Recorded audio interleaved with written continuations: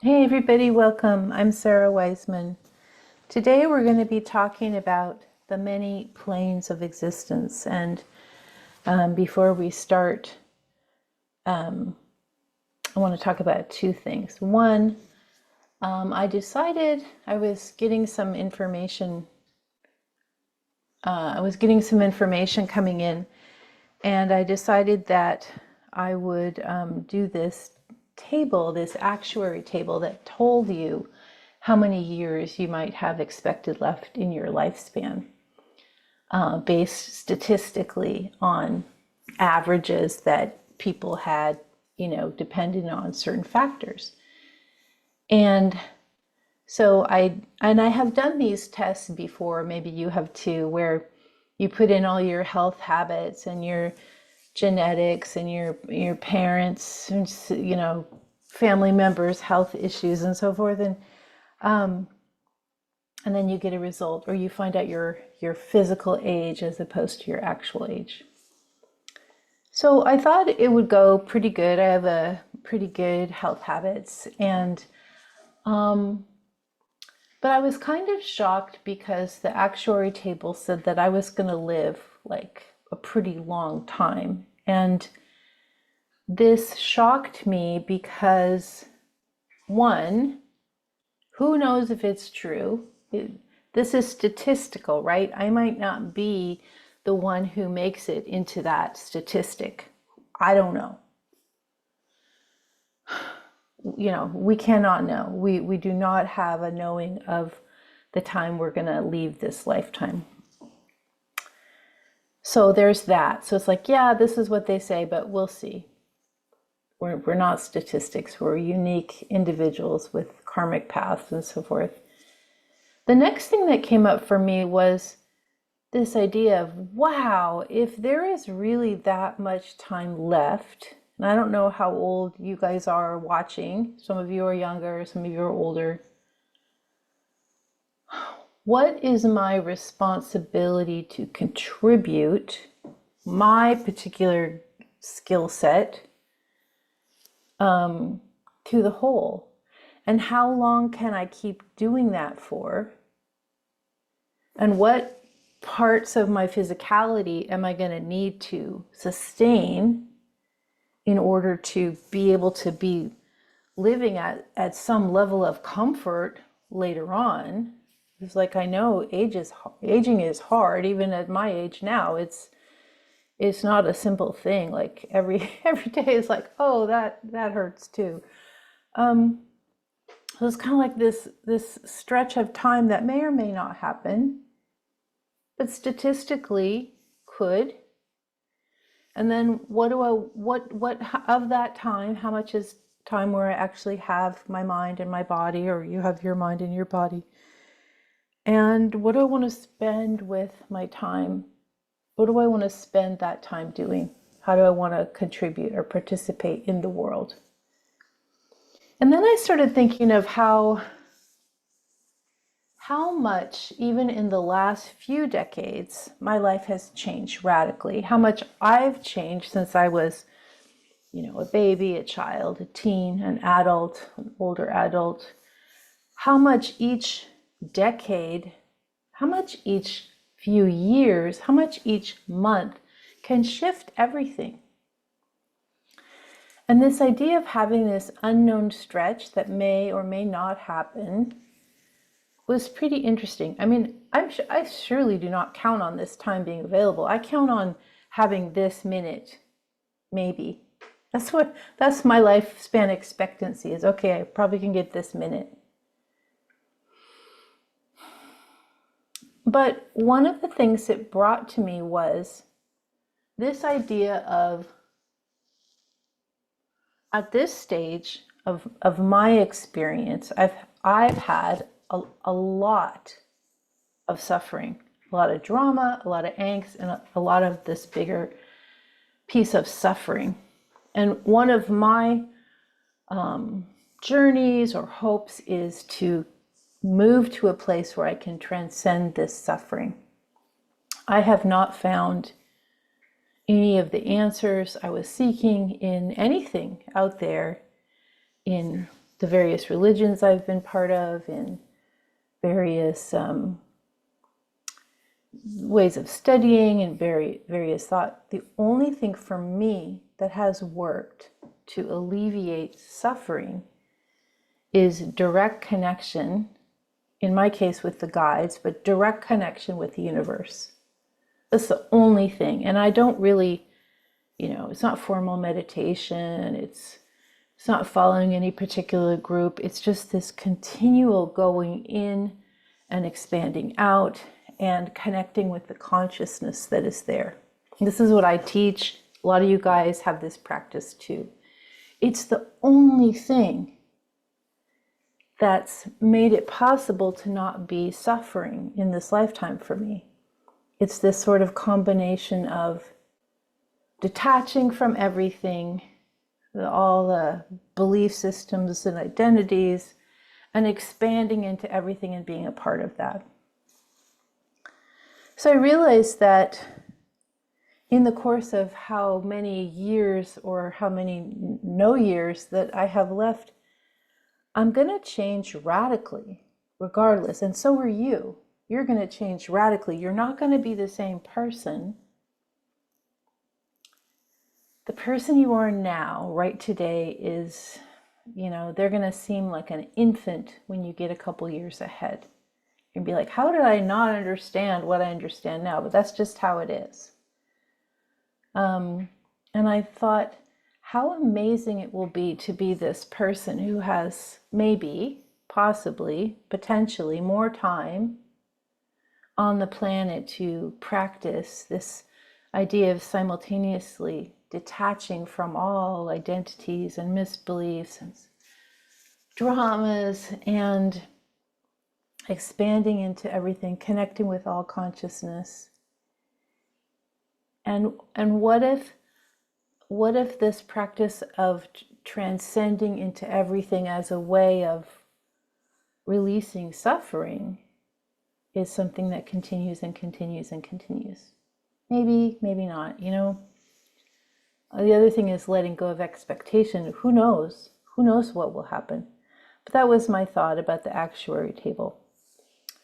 The other thing I wanted to talk about is I was watching somebody's podcast, I don't remember who. They were answering a lot of questions about, so we can have past lives, we can have future lives, we can live in this dimension, we can live in, we're simultaneously living in that dimension. And what was interesting to me is that people were still questioning that, like, is that really possible? And the person was saying, yes. In this practice of direct connection with the guides or whoever you happen to reach, or just going into connection with the universe as a whole, it becomes crystal clear that this is not the only lifetime we're experiencing, and that this is not the only reality, and that there's not a lot of use in paying attention to this particular setup we have going on now. I mean, I am particular to my, favored coffee mugs, say, or I really like this one blanket that I have. But other than that, I don't have a huge amount of attachment to stuff or situations, because it's always changing. It's always, I'm experiencing many lifetimes at once. So almost like adopting or accepting that idea, because those are the experiences we have when we go into conscious connection. I really admire Dolores Cannon. She was, she did all this early past life work, and she took people into past life regression, and then they said their experiences while under hypnosis. Michael Newton also did that. So I really admire their curiosity in exploring this idea of past lives. And I know in my own work, we've taken people, well, of course, we've taken people into past lives, and we've also taken people into future lives in large groups of people who do these meditations together. And that's been quite fascinating to see the experiences that show up over and over and over and over for humans who are doing this type of direct connection. I'm just going to read to you. Okay, here we are, Gabriel messages for today. The many planes of existence. Everything happens everywhere, always, not just in physical form. Physical form is what you consider real, but this is just a projection of mind, ego, personality agreed upon by many that is no more real than anything. Memory, feeling, dreaming, journeying, all of this is also real, even though it is not in physical form. When you think of something in the past, you actually exist there at a soul level. When you project into future, you exist in a new dimension or vibration at a soul level. All of these dimensions, planes, realms are all simultaneous and instantaneous. You may travel to any of them at any time, but you are also always right here, right now, because you are also human. So I think what this speaks to me is a releasing of some of the old metaphysical ideas, say, of manifesting or trying to create the life you want, because those seem to be a little bit beside the point. There's not a lot of point in, say, creating $1 bazillion if you already know that you're also already existing in all these lifetimes simultaneously. And does one affect the other? Like, that's a different question. But this idea of not getting too tied up into what the world tells you is important, because it probably isn't very important at all. The idea of, we talk about time as a construct, or money as a construct, right? Money as a construct. Money is a way of exchange. People always say it's an energy exchange, but actually, I don't even think it is an energy exchange. Money is just an agreed upon form. We say, oh, that's a table. Oh, that's money. Oh, that's a body. And in reality, all this swirling particulate collection of consciousness is in all dimensions and all timelines and all universes, kind of consciousness being conscious. And then you go, well, what's money? Yeah, it's not really part of the equation, is it? It's just like an idea we have. And you're like, well, that sounds nice, but I need some money right now. It's like, yeah, I get that. It's kind of like this being human is this really interesting straddle of the super practical stuff we need to survive in this current world, and the sort of also other idea, like none of this is even real. Interesting thing that I've been thinking about too is the many planes of existence, right? They're speaking directly, Gabriel speaking directly to human condition, right? And I would expect that many planes of existence also extends to okay, many planes of existence for a human. I accept. I'm in many dimensions. I know this because I dream, I can meditate, I journey. I have experience of past lives and future lives. Like, this stuff all happens and I'm aware of it. So what about for animals? Do they have this also? And I would think, yeah, I think that animals in animal communication, what I have found is that animals don't speak in language, for one thing, and they tend to have, they're much more, they're not so individual, they're much more speaking in the voice of their species, animals or plants. So does a species have knowledge of the ancestral past lives, the ancestry, the past lives, the ancestry, the future lives? Does a species have this knowing? And I would say, yes, why wouldn't they? They're also made of particulate. I would guess that the same rules apply. And what about things that are inanimate? Like, what about things like, you know, a rock? A rock we consider, oh, that's a rock. So does a rock have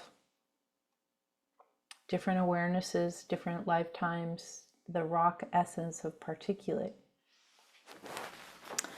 So, you know, who knows? I don't, rocks also don't speak in human language. They certainly don't speak English, right? So how do we know? Well, we don't know. But as we are coming into touch with the channeling has been a lot in the last few years of consciousness recognizes itself. So we are recognizing ourselves as conscious, and we're also recognizing others as having this ability too. And then we're realizing that, like, all of it's conscious. So that I would think that as we are expanding, even 10 years ago, we didn't have this idea like everything's conscious. Or some people did, but it was not trickling into mainstream. Mainstream now is kind of has this idea of the universe, but most people still think of the universe as some kind of mono God bestowing gifts. They're not necessarily thinking of it as something we are co-creating together. Like when we say we're co-creating with the universe, we think we're co-creating with sort of this old-fashioned father God or mother God. What's really happening is everything co-creates together, always in expansion. So this is all, you know, a lot of thought about systems and so forth, which is kind of what I am here to do, to channel information and to bring it to you guys and help sort of spark these discussions. I would say that a lot of you are having, you know, unique problems in your unique life, and this idea of kind of relaxing, and when things are very hard and when things are very dramatic, really sifting through, like, there is the actual emergency and the actual problem of practical survival, and then there are also a lot of dramas that we just create because because that's what we do, right? So start to like look at everything in your life. If you're having a lot of trouble, like, okay, well, what am I so charged up about that doesn't really matter?